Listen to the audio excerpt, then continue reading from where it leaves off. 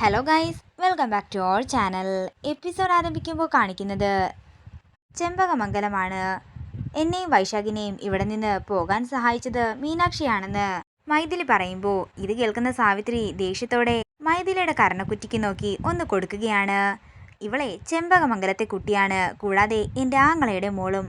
അതുകൊണ്ട് ഇവരെ തമ്മിൽ പിരിക്കാനുള്ള നിന്റെ അടവൊന്നും ഇവിടെ നടക്കാനേ പോകുന്നില്ലെന്ന് സാവിത്രി പറയുന്നു. തുടർന്ന് രാജലക്ഷ്മി അമ്മ പറയുകയാണ്, ഇവളെ ഇവിടുന്ന് ഇപ്പൊ തന്നെ അടിച്ചു പുറത്താക്കണം, ഇല്ലെങ്കിൽ ശരിയാവില്ല. ഇത് കേൾക്കുന്ന കാർത്തി അവൾക്ക് പിന്നാലെ പോവുകയാണ്.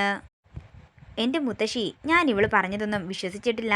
അത്രയ്ക്ക് മണ്ടനൊന്നുമല്ല കാർത്തി. ഇവൾക്ക് കാർത്തിയുടെ ഹൃദയത്തിൽ ഒരു സ്ഥാനവുമില്ല. ഇവള് എൻ്റെ ഒരു വെറും ഫ്രണ്ട് മാത്രമാണ്. ദയയുടെ പേരിൽ മാത്രമാ ഞാൻ ഇവളെ ഇവിടെ നിർത്തിയിരിക്കുന്നതും. പിന്നെ ഇവളുടെ മനസ്സിൽ മറ്റെന്തെങ്കിലും ദുരുദ്ദേശമുണ്ടെങ്കിലേ അത് ഇവളുടെ തന്നെ നാശത്തിനായിരിക്കും. തുടർന്ന് മൈഥിലിയോട് കാർത്തി അകത്തേക്ക് പോകാൻ പറയുമ്പോൾ അകത്തേക്ക് ചെല്ലുന്ന മൈഥിലി മനസ്സിൽ പറയുകയാണ്, മീനാക്ഷിയും കാർത്തിയും തമ്മിൽ ഞാൻ അകറ്റിയിരിക്കും. ഈ കുടുംബം ഞാൻ എങ്ങനെയെങ്കിലും തകർത്തിരിക്കും. പിന്നീട് കാണിക്കുന്നത് ജഗദീഷിനെയാണ്. ജഗദീഷ് മാലതിയോട് പറയുകയാണ്, നിന്റെ അനിയനുണ്ടല്ലോ വൈശാഖ്, അവനോട് വന്ന് ഈ മാരണത്തെ ഇവിടുന്ന് കൂട്ടിക്കൊണ്ടു പോകാൻ പറ.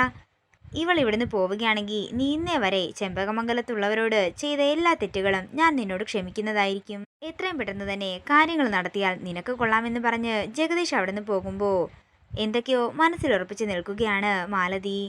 പിന്നീട് കാണിക്കുന്നത് കാർത്തിയെയാണ്. മൈഥിലി പറഞ്ഞ കാര്യങ്ങളെല്ലാം ഓർത്ത് ടെൻഷനോടെ നിൽക്കുകയാണ് കാർത്തി. അതേസമയം കിടക്കുന്നില്ലേ എന്ന് ചോദിച്ച് മീനാക്ഷി വരുമ്പോൾ നീ പോയി കിടന്നോ, ഞാൻ വന്നേക്കാമെന്ന് കാർത്തി പറയുന്നു. ഇത് കാണുന്ന മൈഥിലി മനസ്സിൽ പറയുകയാണ്, ഞാൻ പറഞ്ഞ പച്ചക്കള്ളം കാർത്തിയുടെ മനസ്സിൽ നന്നായി കയറിയിട്ടുണ്ട്. അവള് പറഞ്ഞ നുണ ACPയുടെ മനസ്സിൽ കൊണ്ടല്ലേ എന്ന് മീനാക്ഷി ചോദിക്കുമ്പോൾ നീ എനിക്കല്പം സമാധാനം തരാൻ കാർത്തി പറയുന്നു. നീ എനിക്കല്പം സമാധാനം തരാൻ പറഞ്ഞുകൊണ്ട് കാർത്തി അവിടുന്ന് പോകുമ്പോൾ ഇത് കാണുന്ന മൈഥിലി പറയുകയാണ്, എൻ്റെ പ്രയോഗം ഏറ്റു തുടങ്ങിയിട്ടുണ്ട്. ഇനി എത്രയും പെട്ടെന്ന് ഇവരെ തമ്മിൽ അടിച്ചു പിരിക്കണം. നേരം പുലർച്ചെയാകുന്നു. പിന്നീട് കാണിക്കുന്നത് ജയറാം കാർത്തിയെ വിളിപ്പിക്കുന്നതാണ്. മൈഥിലിയെ ചെമ്പകമംഗലത്തേക്ക് കൊണ്ടുവന്നതിനെക്കുറിച്ച് ചോദിക്കുകയാണ് ജയറാം. അവളോടുള്ള ദയ കാരണമാ കൊണ്ടുവന്നത്. പിന്നെ എൻ്റെ കുഞ്ഞ് വലുതാകുമ്പോൾ അവളുടെ അമ്മ ആത്മഹത്യ ചെയ്തെന്ന് പറയുമ്പോൾ എൻ്റെ കുഞ്ഞിനായിരിക്കും അത് നാണക്കേട്. ഇത് കേൾക്കുന്ന ജയറാം പറയുകയാണ്, വല്ലവൻ്റെയും കൂടെ ഓടിപ്പോയെന്ന് പറയുന്നതിനേക്കാൾ നല്ലതാണല്ലോ ആത്മഹത്യ ചെയ്തെന്ന് പറയുന്നത്. നീ നിന്റെ മേലധികാരികളെ എത്രയും പെട്ടെന്ന് കാര്യങ്ങളെല്ലാം അറിയിക്കണം. അവളെ അവളുടെ വീട്ടിൽ കൊണ്ടാക്കിക്കോളും. പിന്നെ അവർ തന്നെ പ്രശ്നത്തിന്റെ പരിഹാരവും കണ്ടോളും. അതല്ലേ അതിന്റെ ശരി. അല്ലെങ്കിൽ നിന്റെ വളർത്തമ്മ പറയട്ടെ. ജയേട്ടൻ പറയുന്നത് തന്നെയാ മോനെ അതിന്റെ ശരിയെന്ന് നന്ദിനിയും പറയുന്നു. ഇതെല്ലാം കേട്ട് ഞെട്ടലോടെ നിൽക്കുകയാണ് മൈഥിലി. വല്യമ്മാവനും പണ്ട് ഇങ്ങനെയൊക്കെ തന്നെയല്ലേ ചെയ്തിരുന്നത്? അന്ന് എൻ്റെ ദേവമ്മയ്ക്ക് ഉണ്ടായിരുന്ന വിഷമം എന്താ വല്യമ്മാവൻ ഓർത്തില്ലേ എന്ന് കാർത്തി ചോദിക്കുമ്പോൾ അങ്ങനെയൊന്നും പറയരുതെന്ന് നന്ദിനി പറയുന്നു. തുടർന്ന് ജയറാം ദേഷ്യത്തോട് പറയുകയാണ്, അമ്മാവന് അച്ഛനേക്കാൾ സ്ഥാനമുള്ളതാ. മര്യാദയ്ക്ക് നിന്നില്ലെങ്കിൽ നിന്നെ മര്യാദ പഠിപ്പിക്കുന്നത് ഞാൻ തന്നെ ആയിരിക്കും. നീ കാരണം എൻ്റെ മകൾക്ക് കണ്ണീരുണ്ടാകാൻ പാടില്ല എന്ന് പറഞ്ഞ് ദേഷ്യത്തോടെ ജയറാം അകത്തേക്ക് പോകുന്നു. പിന്നീട് കാണിക്കുന്നത് ഗിരിയും രാജലക്ഷ്മിയും നന്ദിനിയും ചേർന്ന് കാർത്തിയുടെയും മൈഥിലിയുടെയും കാര്യങ്ങൾ സംസാരിക്കുന്നതാണ്.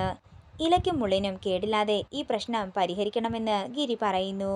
തുടർന്ന് മൈഥിലി അങ്ങോട്ടേക്ക് വരികയാണ്. ACP ഇപ്പോൾ എന്നോട് മിണ്ടുന്നതേയില്ല. ഇന്നലെ അവൾ പറഞ്ഞില്ലേ ഞാനാണ് അവളെ സഹായിച്ചതെന്ന്. അത് ACPയുടെ മനസ്സിൽ നന്നായി കൊണ്ടിട്ടുണ്ടെന്നാ തോന്നുന്നത്. ഇത് കേൾക്കുന്ന നന്ദിനി പറയുകയാണ്, ഞാൻ പറഞ്ഞില്ലേ അമ്മേ, വ്യക്തമായ ചില ഉദ്ദേശങ്ങളോടെയാണ് ആ മൈഥിലി ഇങ്ങോട്ടേക്ക് വന്നിരിക്കുന്നത്.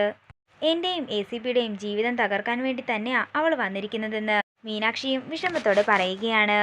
ഇത് കേൾക്കുന്ന എല്ലാവരും വിഷമത്തോടെ മീനാക്ഷിയെ നോക്കുന്നു. ഇതോടുകൂടി ഇന്നത്തെ എപ്പിസോഡ് ഇവിടെ തീരുകയാണ്.